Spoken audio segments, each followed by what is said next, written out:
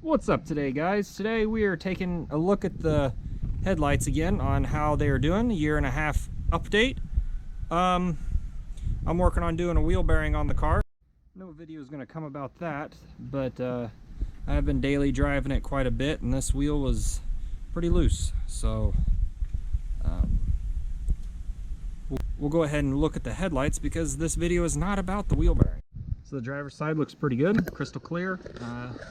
Got some bug gut stain in it. Get my finger out of the way there. It doesn't look too bad. It's not hazing up anymore. All in all, this side does still look pretty good.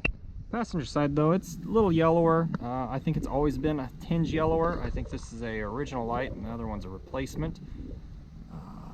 It is not hazing yet. I think it's got dust and stuff on the inside. The sun's actually coming out here. You can kind of see it. It's got bug guts on it still. I tried wiping it off because it was a little dirty. So what's on there is it really needs to be scrubbed off. But all in all, it's still doing pretty good. Doesn't look as bad as it originally did. It's held up a 1.5 years now. This car is not parked in the garage. It is stored outside all the time. So 1.5 years outside all the time.